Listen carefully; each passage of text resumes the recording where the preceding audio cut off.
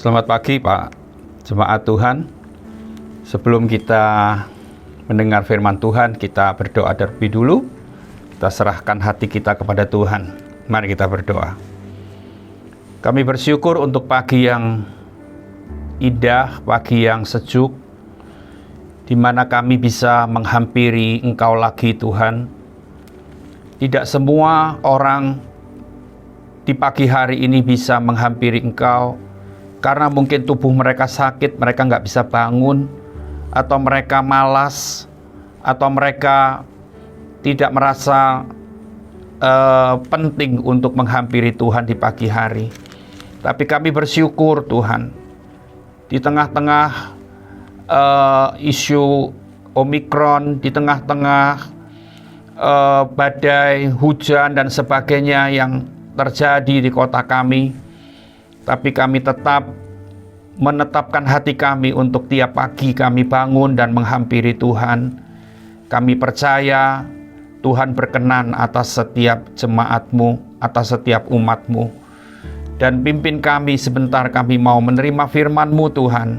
Biar firman kebenaran ini sungguh dinyatakan untuk setiap kami. Sehingga kami umat-Mu, jalan hidup kami selalu di dalam jalan kebenaran yang benar, yang sudah ditunjukkan oleh Tuhan.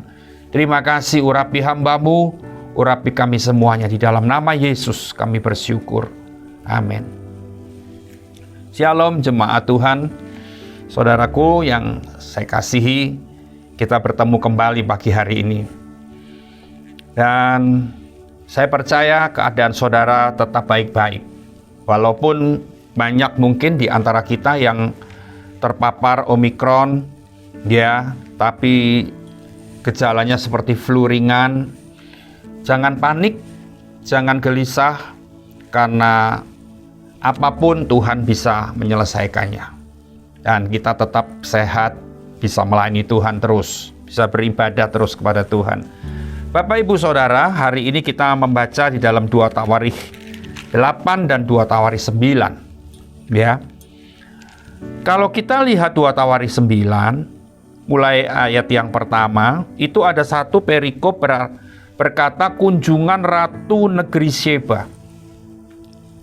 Kalau saya membaca di pasal 9 itu, ya, Ratu Negeri Sheba itu mendengar kabar bahwa ada seorang raja namanya Salomo, itu hikmatnya luar biasa. Ya, itu kabar-kabar yang sampai ke telinga mereka dari negeri yang jauh. Mereka dengar semua bahwa Salomo itu dipakai oleh Tuhan luar biasa, dan hikmatnya tidak ada yang bisa menyamai hikmat Salomo. Dan semua orang tertarik, termasuk Ratu Negeri Sheba tertarik, ingin tahu, melihat sendiri dengan matanya betapa Tuhan memakai Raja Salomo, betapa Tuhan mempercayai Raja Salomo dengan hikmatnya yang luar biasa, sehingga mereka jalan dari negeri yang jauh, mereka sampai di tempat Raja Salomo. Dan ternyata saudara semua, negeri ratu ini punya banyak pertanyaan. Ya, punya banyak pertanyaan kepada Salomo. Dan ternyata di ayat 2 dari pasal 9 dikatakan, dan Salomo menjawab segala pertanyaan ratu itu. Bagi Salomo tidak ada yang tersembunyi yang tidak dapat dijawabnya untuk ratu itu. Dan ayat 3 berkata, ketika Ratu Negeri Sheba melihat hikmat Salomo dan rumah yang telah didirikannya, makanan di mejanya, cara duduk pegawai-pegawainya, cara pelayan-pelayannya melayani dan berpakaian, juru-juru minumannya dan pakaian mereka, dan korban bakaran yang biasa dipersembahkannya di rumah Tuhan, maka tercenganglah ratu itu. Jadi begini Bapak Ibu, Ratu Negeri Sheba ini ketika dia sampai di sana, melihat sendiri tadi di ayat 2, di ayat yang kedua, ayat yang ketiga, ayat yang keempat, itu ratu ini memperhatikan makanan di meja, cara ngaturnya, ya, cara duduk pegawai-pegawainya, cara-cara pelayan-pelayan ini melayani orang, juru minuman itu pakaiannya, dan apapun semua yang dilihat di situ tuh ternyata orang itu kagum, sangat kagum kepada Salomo karena mereka melihat semuanya itu bagus, teratur, tidak ada yang keliru, semuanya baik, luar biasa. Dan ternyata ayat yang ke-5 berkata, dan ratu itu berkata kepada raja, benar juga kabar yang kudengar di negeriku tentang engkau dan tentang hikmatmu. Artinya ketika dia melihat sendiri keadaan Salomo, dia sedang melihat sesuatu yang seperti yang dia dengar, ya. Dan ayat 6, tapi aku tidak percaya perkataan-perkataan mereka sampai aku datang dan melihatnya dengan mataku sendiri. Sungguh ternyata ratu ini berkata, yang dia dengar dengan yang dia lihat ini nggak sebanding. Yang dia dengar ini cuma setengahnya saja. Yang dilihatnya itu lebih daripada yang dia dengar. Saya memberikan di awal khotbah saya memberikan ulasan tentang hikmat Raja Salomo. Ini saya ingin menunjukkan bahwa Allah benar-benar memakai Raja Salomo dengan hikmatnya yang dalam. Ya, dengan hikmat itu, Bapak Ibu Saudara, ternyata Salomo menjadi raja yang sangat diberkati. Karena kalau kita punya hikmat, ya, makanya saya ingin sampaikan begitu. Kita jadi profesi kita apa saja. Profesi kita mungkin yang paling sering kita dengar, saya nggak punya profesi apa-apa, Pak. Saya cuma ibu rumah tangga saja. Saya cuma nenek yang sudah tua saja. Saya tidak punya pekerjaan, saya cuma di rumah saja. Saya cuma bagian masak saja. Saya hanya bagian ngomong cucu saja. Tapi saya mau katakan kepada saudaraku semuanya bahwa pekerjaan apapun, profesi apapun, kalau itu disertai dengan hikmatnya Tuhan, itu akan jadi luar biasa. Ya, walaupun masak, hal yang kecil, hal yang sangat kita sudah pengalaman beberapa puluh tahun, tetapi kalau kita pakai hikmat Tuhan dalam memasak, itu pun nanti akan menjadi sebuah hal yang membuat kita menjadi orang yang semakin diberkati. Jadi Salomo dari hikmatnya, dia menjadi orang yang terkenal luar biasa. Dia menjadi orang yang dipercaya oleh banyak orang dan semua orang mengagumi hikmat Salomo. Dan apa yang kita akan pelajari lagi di ayat 13 dari pasal 9, Bapak Ibu Saudara, 13 sampai yang ke-28, itu ternyata kitab ini membahas tentang penghasilan Salomo, kekayaan Salomo. Luar biasa. Dari hikmat yang dia miliki dari Allah, itu membuat dia memiliki kekayaan, penghasilannya luar biasa.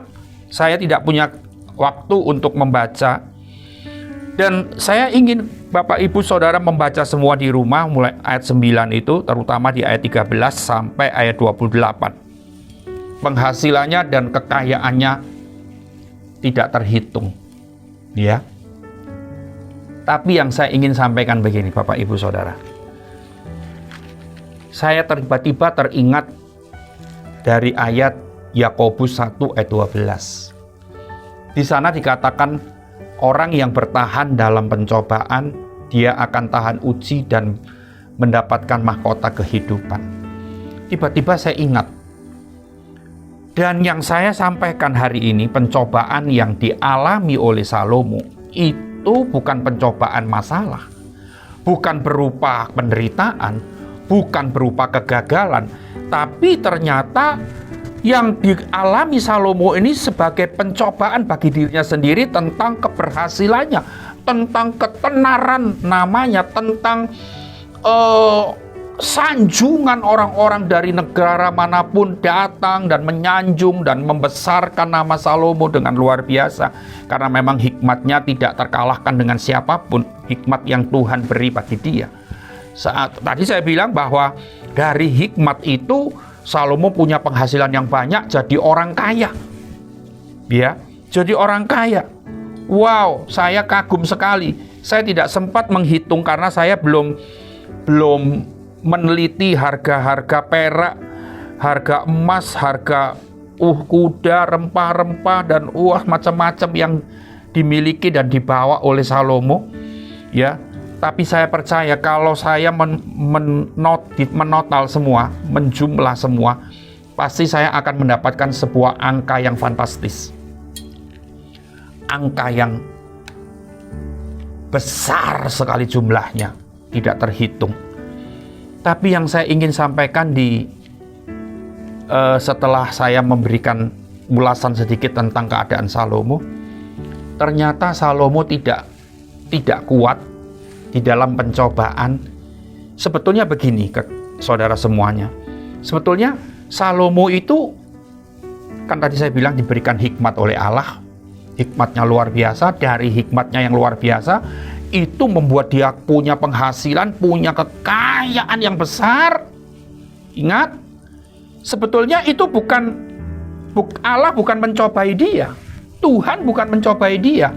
Tapi seperti seharusnya kita tahu bahwa apapun yang terjadi dalam diri kita itu akan menguji kita, akan mencoba kita. Kuatkah kita seperti itu? Kuatkah kita menjalani kehidupan yang diberkati seperti Salomo? Kan banyak orang Kristen bilang, Tuhan berkati aku, Tuhan berkati aku, Tuhan berkati aku, jadikan aku kaya. Aku pengen kaya, Tuhan berkati usahaku. Yang kontraktor bilang, aku Tuhan berkati dengan proyek-proyek yang bisnis apapun. Tuhan berkati dengan omset dan sebagainya. Ya toh? Nggak apa-apa. Ya. Tapi memang ingin kaya itu firman Tuhan bilang salah gitu kan. Tapi kalau ingin diberkati untuk kita bisa memberkati yang lain, itu kan nggak salah. Saudara berdoa seperti itu oke lah, sah-sah saja. Cuman yang lebih tahu itu Tuhan sendiri. Ketika kita diberkati sesuai dengan doa kita, dan ketika kita dihormati, kita disanjung, kita dikagumi oleh banyak orang, ketika kita diberikan tepuk tangan oleh ratusan dan bahkan ribuan orang, semua orang mengagumi kita. Kuatkah kita di sana? Itu sebagai ujian bagi kita. Ya, itu sebagai jebakan bagi kita. Itu sebagai pencobaan.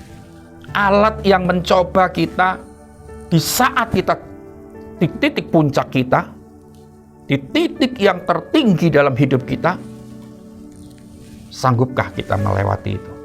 Ternyata, kasih Tuhan semuanya, ternyata kita tahu bahwa Salomo tidak kuat.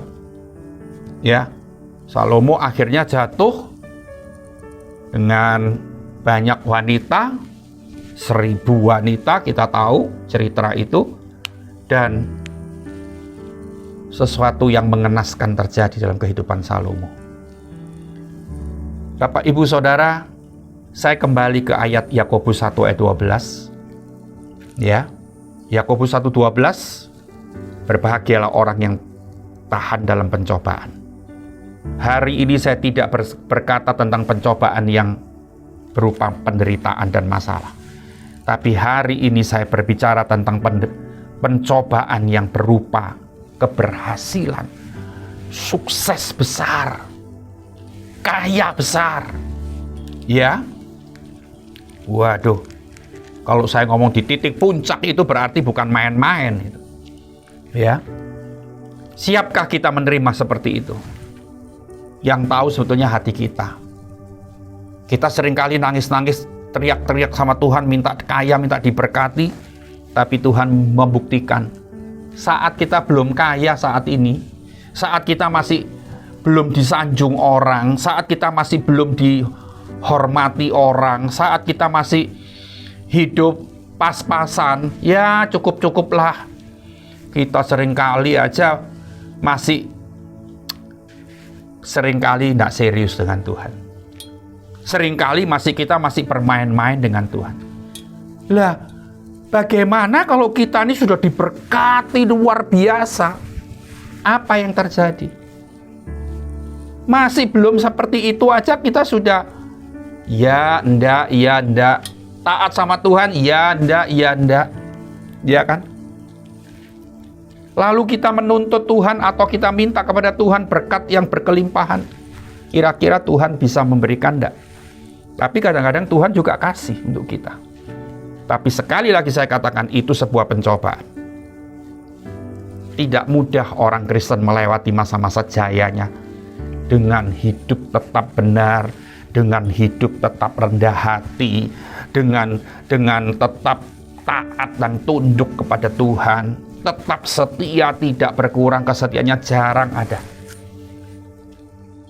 Minimal kalau dia tidak mundur dari Tuhan, dia nggak mengurangi kesetiaannya, minimal dia punya sedikit kesombongan di hatinya. Ini sebuah kejatuhan. Ini artinya kita nggak bertahan di dalam pencobaan. Kekasih Tuhan, saudara semua dengar ini. Jadi kita harus mengerti bahwa kalau kita minta sesuatu, ya, kita sebetulnya harus siap untuk menerima apa yang kita minta itu. Jangan asal minta. Ya, seorang anak yang meminta sesuatu kepada orang tuanya pasti tahu, kira-kira anakku ini bisa nggak tahan meminta ini? Bisa nggak tetap menjadi anak yang baik? Bisakah anakku ini kalau menerima yang dia minta nih, dia bisa aman bagi dia? Ya, yang tahu kan orang tua. Seringkali Tuhan mendapati bahwa kalau hati kita ini, ketika kita mengalami banyak keberhasilan, banyak mujizat, nggak aman bagi kita. Kita paling sedikit mulai congkak, paling sedikit kita mulai tinggi hati, kita mulai arogan, kita mulai nggak tunduk sama Tuhan, kita mulai nggak taat sama Tuhan, kita lupa diri. Inilah yang menyebabkan kita seringkali tidak diberkati. Inilah yang menyebabkan kita seringkali gagal dalam menikmati jawaban-jawaban dari Tuhan. Bapak, Ibu, Saudara, saya ingin kejadian Salomo ini menjadi sebuah pelajaran penting. Hari ini saya tidak bicara sama sekali tentang masalah. Hari ini saya tidak bicara sama sekali tentang penderitaan. Walaupun saya tahu bahwa penderitaan dan masalah banyak yang kita hadapi hari ini. Banyak orang-orang yang menghadapi. Tapi hari ini saya membahas soal betapa kayanya kita nanti. Betapa jayanya kita. Betapa dihormatinya kita. Betapa kita akan dipercayakan hal-hal yang besar sama Tuhan. Tapi pertanyaannya, mampukah kita bertahan di saat-saat seperti itu? Semakin kau diberkati, semakin rendah hati. Semakin kau diberkati, semakin rendah hati. Bapak, Ibu, Saudara, ada seorang hamba Tuhan dari Palangkaraya yang saya tidak kenal dia. Tapi ternyata dia itu mengikuti ibadah-ibadah yang ada di YouTube mulai tahun 2020, karena dulu kan nggak pernah masuk YouTube sejak pandemi, sejak online, sejak gereja tutup, semua secara online. Dan ternyata dia menemukan link gereja saya. Dan dia mengalami banyak kemajuan di dalam kerohaniannya. Bahkan dia saksi sendiri, beberapa bulan yang lalu sedang gereja kami mengadakan doa puasa. Dan setiap hari dalam 7 hari dalam 1 minggu, setiap malam kita bersekutu di Zoom, via Zoom, ya. Dan hamba Tuhan ini selalu ikut. Dan di satu malam dia sedang bersaksi di Zoom itu, kami sedang beribadah. dia bersaksi bahwa dia mengalami kesembuhan dari penyakit-penyakit yang membuat dia sudah putus asa, sudah ke dokter, sudah minum obat, habis uang banyak dan sebagainya, tapi ternyata tidak ada kesembuhan. Tetapi ketika dia mendengar firman khotbah yang disampaikan oleh saya, ternyata itu menjadi rema bagi dia, itu menjadi daging dalam hidupnya, menjadi roh yang menguatkan dia, dan itu akhirnya menyembuhkan penyakitnya. Jadi intinya dia ini akhirnya mencari terus, menanti khotbah-khotbah dari gereja kami. Dan yang saya lihat begini, dia seringkali memuji saya. Ternyata waktu berjalan terus, saya khotbah di mana, gereja mana, masuk YouTube dia tahu. Dan terakhir ini dalam 1-2 minggu yang lalu, ada seorang di YouTube itu yang berkata bahwa saya ini adalah pendeta yang senior. Lalu dia bilang gini sama saya, "Pak, saya ternyata dengar bahwa Bapak ini hamba Tuhan senior. Saya tidak berani lagi menghubungi Bapak. Saya sungkan, Pak." Lalu saya bilang begini, di hadapan Tuhan gak ada senior junior, di hadapan Tuhan kita sama. Kalau kamu butuh, kamu mau apa, mau sharing atau mau curhat atau mau konseling dan sebagainya. Sekarang dalam beberapa waktu ini dia seringkali minta saran dan minta nasihat tentang pekerjaan Tuhan di sana dan sebagainya. Dan akhirnya dia bilang karena ada pendeta yang ngomong saya ini pendeta senior, maka dia tidak berani men-chatting saya secara pribadi. Japri itu tidak berani.